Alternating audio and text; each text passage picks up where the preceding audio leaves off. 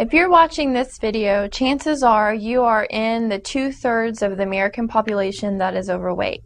So with all this fad diets out there and everybody's, wanting to lose weight, there's diet pills and there's new diets and there's old diets and there's this and there's that. Well, there's a lot of confusing information out there. So today I'm going to talk about some simple tips on how to lose weight the healthy way. Number 1, eat as much organic food as possible. You're going to avoid all the chemicals, all the food additives, artificial ingredients that mess with your endocrine system and mess up your metabolism. And if you'd like more information about why organics are important, I do have an organic video, so feel free to watch that. So that's number 1. Number 2, eat breakfast. And I'm not just talking about eat any old breakfast. It needs to be a well-balanced meal. So you need to have healthy fats, good amount of protein, limit the refined sugars, and have good carbs like fruits and vegetables.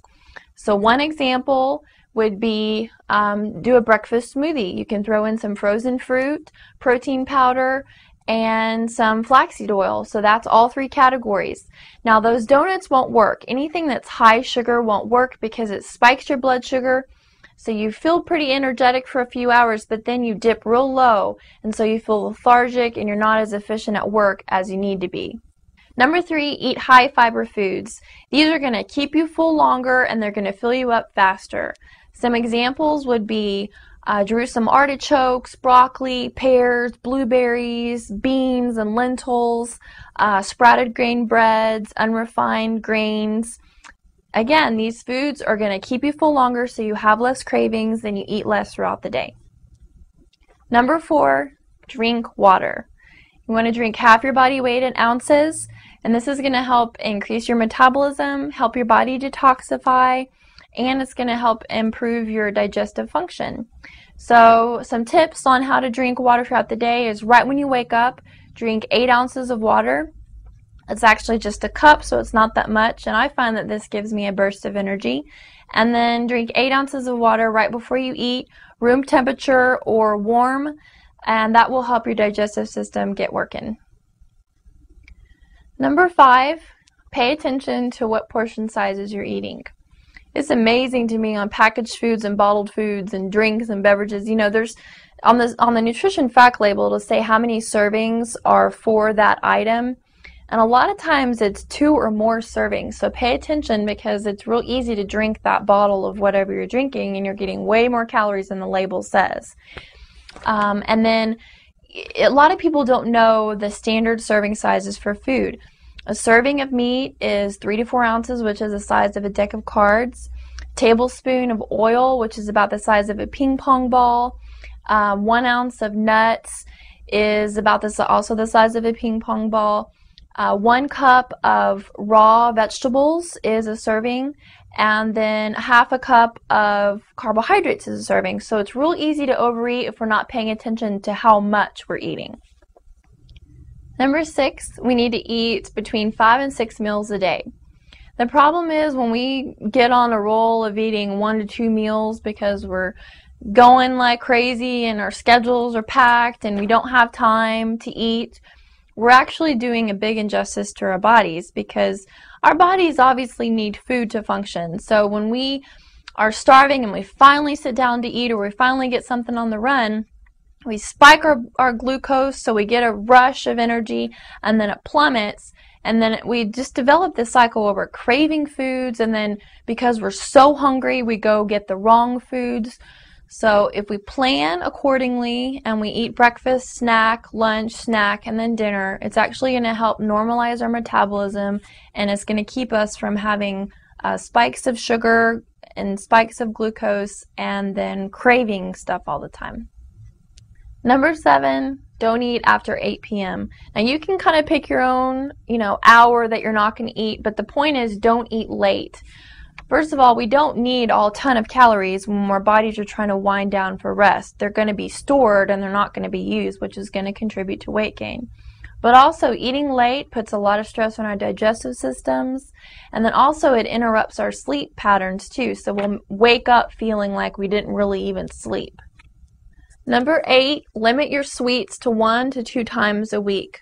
Now, I know this can be really difficult because sugar, let's face it, it's an addictive, thing to eat. So when you're not eating it and you're used to eating it, your body craves it. But this is one of the best things you can do for your health.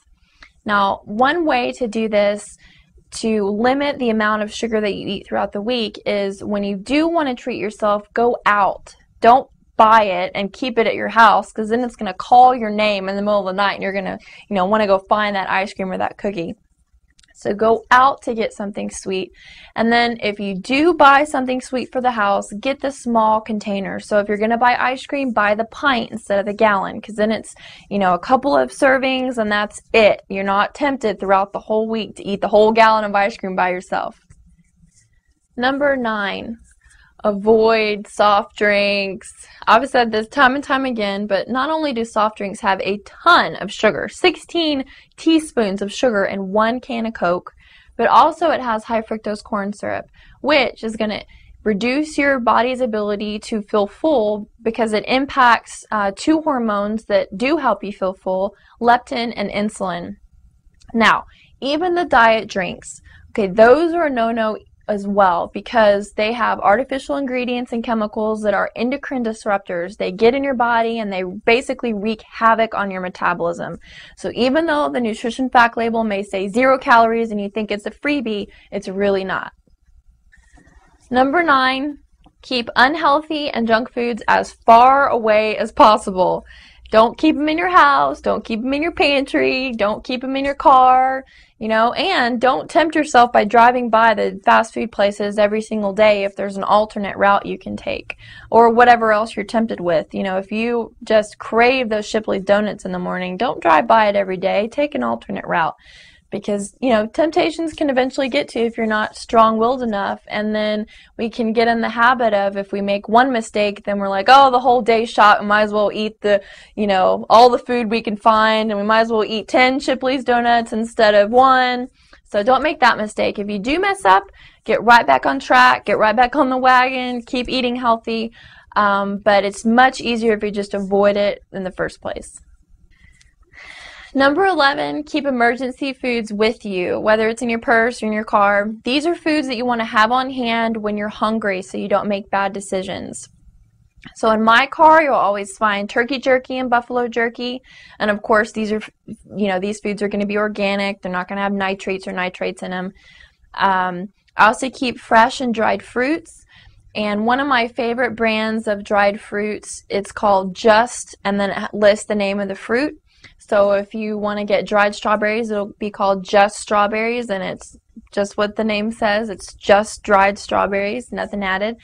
And it's a convenient way to get nutrients, and they're convenient. And also keep nuts and seeds, good healthy snack, good oils, a little bit of protein.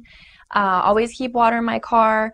And then also I keep some kind of healthy grain or healthy carb, like flaxseed crackers, or some type of, quick energy organic item. So keep those things on you, and then you'll be less tempted to make bad decisions.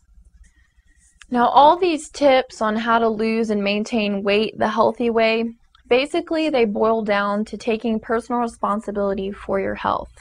I think in our society it's real easy to blame genetics or how we were raised, or what someone taught us, and use that as an excuse for our behavior or the choices that we make in life. But it really does boil down to, we have the authority to make a difference in our own lives. We can choose better, we can eat better, we can live better, we can change jobs if we want to, we can move, we can, the possibilities are endless.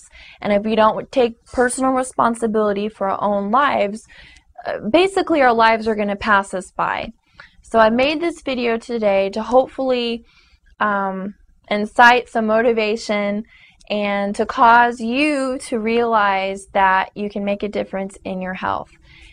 I think a lot of people choose the wrong priority for their life, whether it's convenience or they want to have this high status job even though it takes away all the time that you would have with your family, or being able to eat healthy.